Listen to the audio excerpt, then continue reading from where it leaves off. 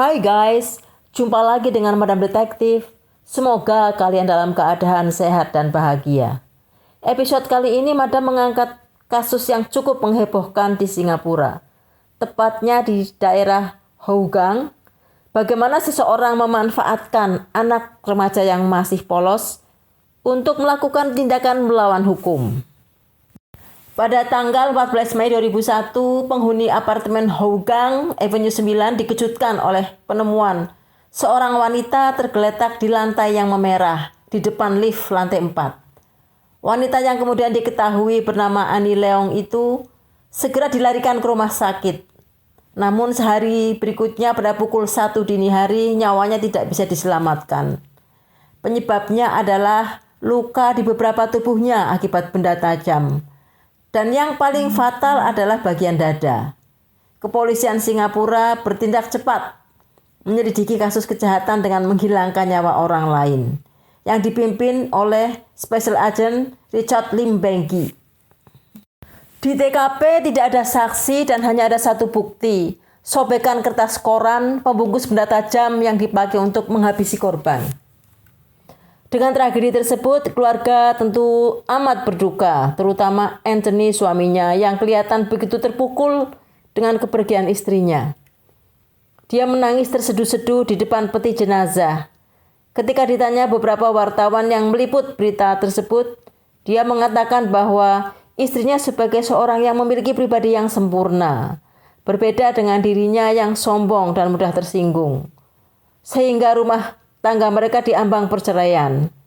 Dia mengakui telah banyak melakukan kesalahan, namun demikian bukan dia pelakunya. Karena dia suami korban dan pada saat itu orang yang terakhir bersama korban, polisi menanyakan kejadiannya.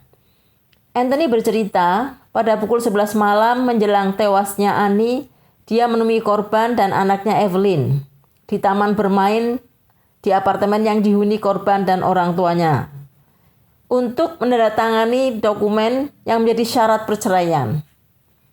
Mereka memang sudah hidup berpisah dan berencana untuk cerai. Korban dan anaknya tinggal di apartemen orang tua korban. Anthony tinggal di apartemen milik mereka di Pasir Ris. Saat mau tanda tangan itulah Annie sadar tidak membawa ballpoint. Buru-buru dia kembali ke apartemennya. Anthony dan Evelyn menunggunya. Ketika dia keluar dari lift di lantai 4 itulah dia dihabisi seorang. Kemudian polisi pun meminta keterangan kepada suaminya tentang siapa kira-kira yang punya motif untuk menghabisi istrinya dan pertanyaan lain yang sekiranya dapat membantu polisi mengungkap kasus tersebut. Namun respon Anthony di luar dugaan polisi dan membuat mereka terkejut. Dia sangat tidak kooperatif dan sangat tidak suka kasus meninggalnya Annie diselidiki. Seolah menutup akses polisi untuk membantu mengungkap kasus tersebut. Ini sangat aneh karena biasanya suami yang ditinggal istrinya akan dengan senang hati membantu polisi agar pelaku yang menghabisi istrinya segera ditangkap. Karena polisi menaruh curiga pada Anthony, mereka minta izin Anthony untuk memeriksa apartemennya. Dengan berat hati, dia mengizinkan. Di sana, polisi menemukan koran yang halaman depannya sudah disobek. Dan mereka langsung tahu bahwa sobekan halaman depan itulah yang ditemukan di TKP. Karena tanggal dan bentuk sobekannya sama. Ketika polisi menanyakan ke Anthony di mana sobekan koran halaman depannya, Anthony menjawab tidak tahu. Polisi juga membawa beberapa barang bukti dari apartemen Anthony, di antaranya komputer. Dari hasil digital forensik diketahui Anthony mengadakan percakapan dengan seseorang yang nampaknya disewa untuk menghabisi istrinya. Sebetulnya percakapan itu sudah dihapus, namun ahli digital forensik kepolisian Singapura berhasil menemukannya walaupun tidak lengkap. Dari penelusuran investigasi digital forensik, polisi berhasil menemukan 2 orang yang mengadakan percakapan dengan Anthony melalui email sebelum dan sesudah terjadinya peristiwa tragis itu.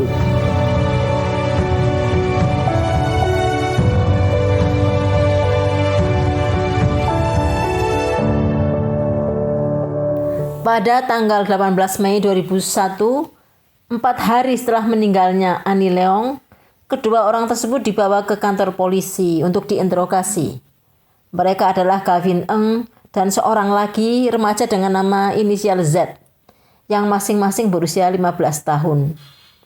Namun sebelum diinterogasi, keduanya diminta menunggu di sebuah ruangan yang sudah dilengkapi dengan alat perekam oleh polisi. Tak disangka, salah seorang dari mereka, yaitu Z, mengaku kepada temannya Gavin bahwa dia telah menghabisi Annie Leong atas seruan Anthony, suami korban. Hal ini membuat Gavin syok dan marah kepadanya. Polisi tentu saja sangat terkejut sekaligus lega dengan pengakuan Z bahwa dialah pelakunya dan dalangnya adalah Anthony. Kasusnya begitu cepat terungkap. Beberapa jam kemudian, Anthony ditangkap polisi. Akhirnya berita tertangkapnya kedua pelaku tewasnya Annie menjadi headline di media massa.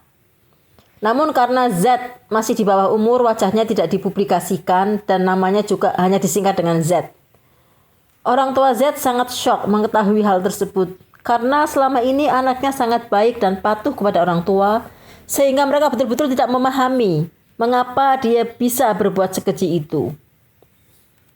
Sementara itu, polisi juga menyelidiki kehidupan perkawinan Anthony dan Annie. Annie berusia 15 tahun saat pertama kali bertemu Anthony, dan Anthony berusia 19 tahun. Setelah 5 tahun pacaran, mereka menikah pada tahun 1995. Setahun kemudian, mereka dikaruniai anak dan diberi nama Evelyn. Setelah perpisahan pada tahun 1999, Annie mengambil hak asuh Evelyn.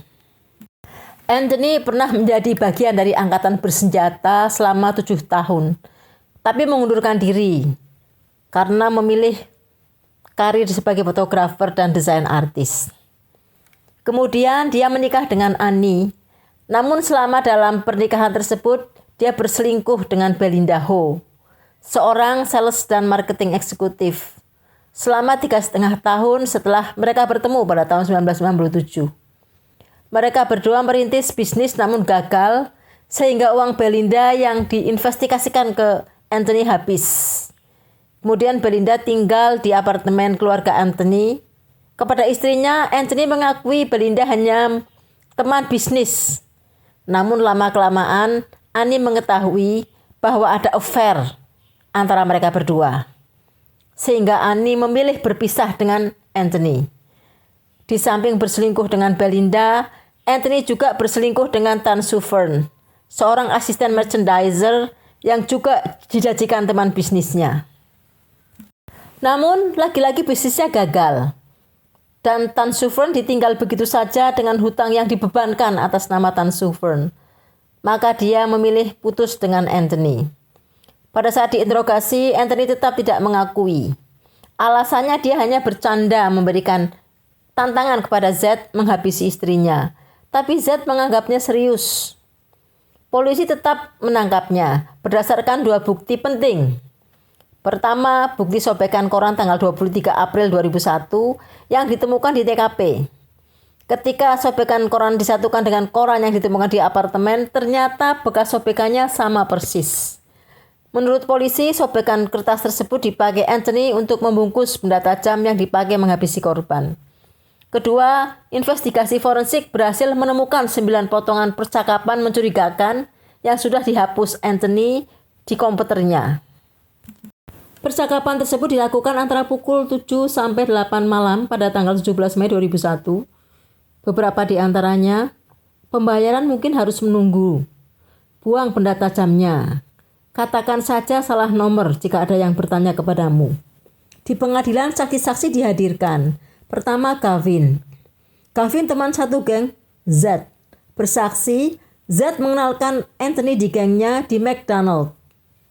Selanjutnya, Anthony sering bergabung dengan geng mereka. Menurutnya, sebagai geng yang dianggap keren, Anthony menantang mereka untuk menghabisi nyawa orang. Kalau ada yang berani, dia bersedia membayar $100,000 Singapura. Menurutnya, Anthony punya rencana menghabisi istrinya. Jangan khawatir, aman. Nanti dia akan mengatur seolah-olah perampokan. Namun Gavin tidak bersedia. Sebetulnya dia ingin memperingatkan Z, tapi tidak bisa dihubungi.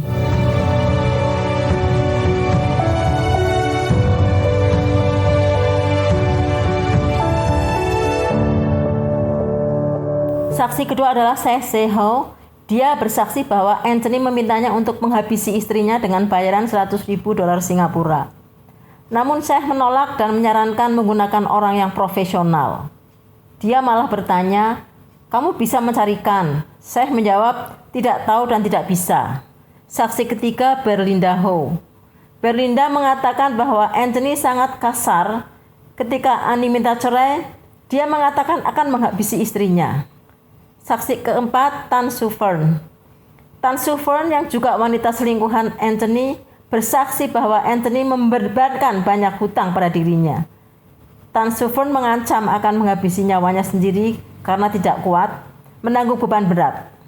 Namun Anthony malah menjawab, "Sebelum menghabisi nyawamu, habisi dulu istriku."